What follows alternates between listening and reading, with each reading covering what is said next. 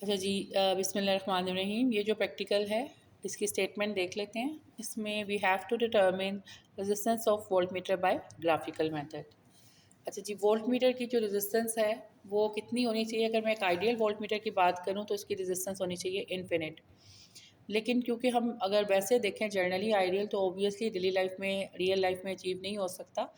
तो अगर मैं वैसे बात करूं ऑर्डिनरी लाइफ की, तो इसमें वोल्ट मीटर की रेजिस्टेंस इतनी होनी चाहिए कि जो टर्मिनल हम इसका चूज़ कर रहे हैं, सपोज़ इसमें 3 वोल्ट वाला मेरा वोल्ट मीटर है, तो 3 वोल्ट का अगर वोल्टेज सोर्स मैं लगाती हूँ तो इसके अंदर इतनी बड़ी रेजिस्टेंस हो कि 3 वोल्ट या उससे कम का पोटेंशियल इसके अक्रॉस आके ड्रॉप हो जाए। आपको पता है कि इसके अंदर जो सर्किटरी होती है वो कैसी होती है? हॉर्स शू मैग्नेट है, ठीक है, नॉर्थ पोल है, साउथ पोल है, और इसके दरमियान में कॉइल होती है। कॉइल के साथ निडल अटैच है जो हमें बाहर नज़र आ रही होती है।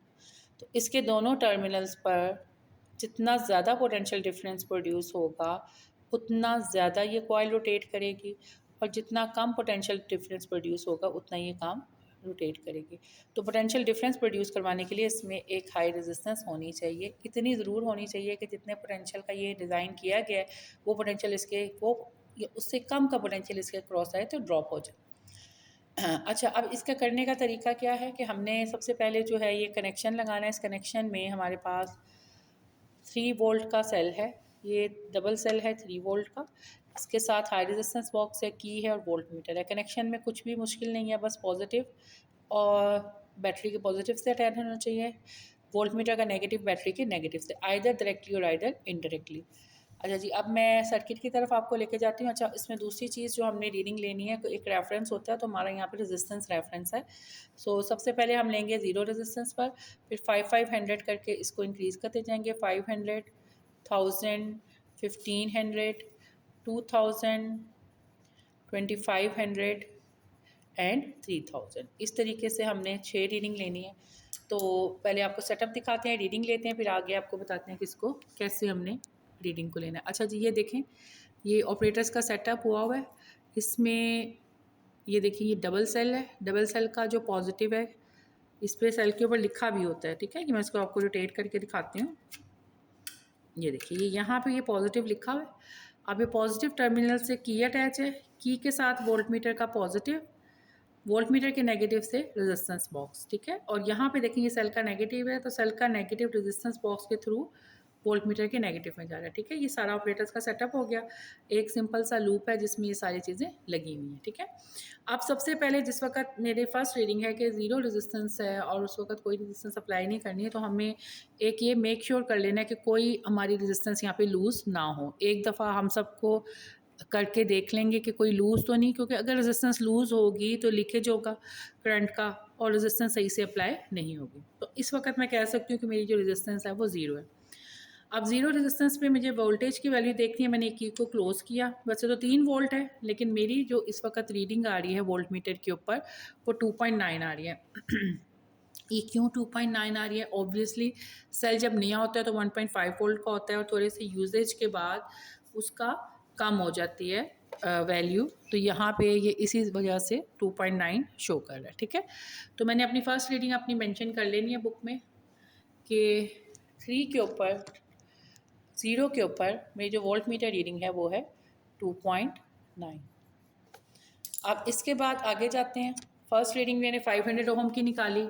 ऑब्वियसली जब मैं 500 ओहम की रेजिस्टेंस निकालूंगी, ये मेरे 500 ओहम की रेजिस्टेंस को निकाला, तो 3 वोल्ट में से कुछ पोटेंशियल जो है वो इसके अक्रॉस ड्रॉप हो गया और रिमेनिंग मेरा वोल्ट मीटर पर अपीयर हो रहा है, ठीक है। ये वोल्ट मीटर पे देखें अब आप क्या पोटेंशियल शो हो रहा है। ये है अप्रॉक्सीमेटली 2.5, ठीक है। तो मैंने यहाँ पे 2.5 बुक में मेंशन कर दिया। अभी मैं आपको सारी रीडिंग्स इकट्ठी दिखाती हूँ। बुक को साथ रख लेते हैं।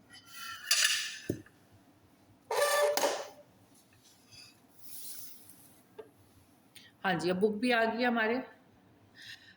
500 के बाद 1000, तो मैंने 500 की की को डाला और 1000 की की को निकाल लिया।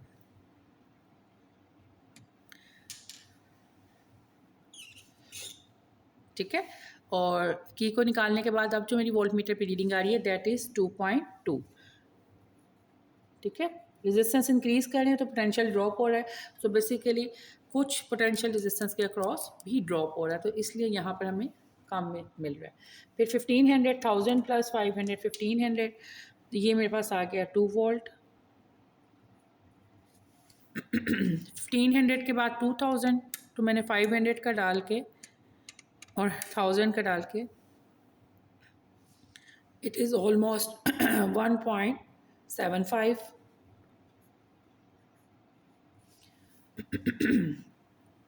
इसके बाद 2500, 1.6 और 3000 पर मेरी वैल्यू आई है 1.45, ठीक है। अब इसके बाद हमने इसका इन्वर्स लेना है। इन्वर्स लेने के बाद ग्राफ प्लॉट करना है। मैं आपको ग्राफ प्लॉट करके फिर ग्राफ से किस तरीके से रेजिस्टेंस निकालते हैं वो दिखाती हूँ। अच्छा जी, अब ये ग्राफ प्लॉट किया हमने। ग्राफ प्लॉट करने के लिए मैंने वोल्टेज का इन्वर्स निकाला। वोल्टेज का इन्वर्स निकाला तो यहाँ पर जैसे 2.9 था, 1/2.9 0.34, इसी तरीके से सारे जो मैंने इन्वर्स निकाले अब वो ग्रेजुअली इंक्रीज़ हो रहे हैं। पहले रेजिस्टेंस इंक्रीज़ करने से पोटेंशियल डिक्रीज़ हो रहा था, तो इन्वर्स ऑफ पोटेंशियल इंक्रीज़ हो रहा है। अब हमने क्या किया, हमने एक्स एक्सिस के अलॉन्ग रेजिस्टेंस ली और वाई एक्सिस के अलॉन्ग हमने वन इन्वर्स ऑफ पोटेंशियल लिया और ग्राफ को प्लॉट किया। अच्छा, सारे के सारे पॉइंट्स मेरे फर्स्ट क्वाड्रेंट में आ गए हैं और इसको मैंने पीछे की तरफ एक्सटेंड किया नेगेटिव एक्स एक्सिस की तरफ। नेगेटिव एक्स एक्सिस पर ये जहाँ पे आके मिला है, तो ये मेरा जो पॉइंट होगा ये मेरी रेजिस्टेंस ऑफ वोल्ट मीटर होगी। जैसे कि 3000 पे आके मिल रहा है तो मेरी रेजिस्टेंस ऑफ वोल्ट मीटर क्या होगी, 3000 ओम्स। इस पॉइंट को हम जैसे मैंने बी से अल्फ़ाबेट से रिप्रेजेंट किया और मैंने उसका मैग्नीट्यूड लिया। और मैग्नीट्यूड लेने का मकसद ये है कि रेजिस्टेंस कांट बी नेगेटिव। कुछ फिज़िकल क्वांटिटीज़ ऐसी होती हैं जो नेगेटिव नहीं हो सकती, तो रेजिस्टेंस भी कभी नेगेटिव नहीं हो सकती। सो बेसिकली जो तरीका है, ये इक्वेशन ऑफ स्ट्रेट लाइन बनती है जब हम इस पर अप्लाई करते हैं। जो इसकी हम थोड़ी सी थ्योरी देखें कि हमने ऐसे क्यों किया। तो ये जो सारा लूप बनता है, इस लूप पे किरचॉफ लूप रूल अप्लाई करने के बाद जो एंड में हमारी इक्वेशन आती है, ये इक्वेशन ऑफ स्ट्रेट लाइन बनती है, ठीक है। और ये इक्वेशन ऑफ स्ट्रेट लाइन जब हम अप्लाई करते हैं तो इसमें क्या पता लगता है कि ई एंड आर रेजिस्टेंस के दरमियान हम ग्राफ प्लॉट करें तो वो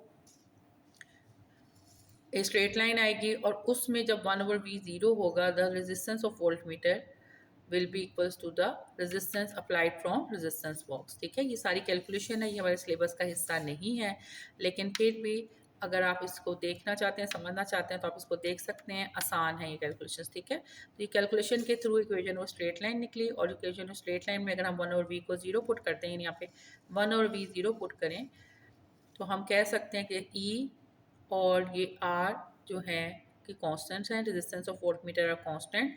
तो बेसिकली 1/v और आर स्ट्रेट लाइन होगा और जब 1/v 0 होगी तो रेजिस्टेंस ऑफ वोल्ट मीटर उस रेजिस्टेंस के बराबर होगी जो कि रेजिस्टेंस बॉक्स से अप्लाई की गई है, ठीक है। सो हमारे केस में ये आई है 3000। तो 3000 वो रेजिस्टेंस है कि अगर 3 वोल्ट वाले वोल्ट मीटर के ऊपर वो लगी हुई है, तो अगर हम यहाँ पर 3 वोल्ट या उससे कम का पोटेंशियल अप्लाई करें तो इस टर्मिनल पे आके वो इन दोनों टर्मिनल पे वो ड्रॉप हो जाता है और हम पोटेंशियल डिफरेंस को सही से मेजर कर सकते हैं। इसकी मार्किंग स्कीम देख लेते हैं। हर प्रैक्टिकल के एंड पे उसकी मार्किंग स्कीम गिवन है। अब इसकी जो मार्किंग स्कीम है, इसमें सर्किट डायग्राम ड्रॉ करने का 1 नंबर है, correct diagram 2, measuring cell voltmeter, EMF of cell by voltmeter उसका 1 नंबर है। अच्छा, सेल को आपने मैयर EMF मैयर करके फिर उसके बाद लगाना है। टेकिंग 200 ओहम नोट रीडिंग, यानी कि 200 ओहम उन्होंने निकाल के रीडिंग लेने को आपको कहा है। हमने जैसे 500 निकाली है, उसके 1 नंबर है। Calculate 1/v 1 number, graph plot करने के 2 नंबर और रिजल्ट का 1 नंबर। तो इस तरीके से अगर आप काम करते हैं तो आपको इंशाल्लाह ताला पूरे मार्क्स मिल जाएंगे इंशाल्लाह।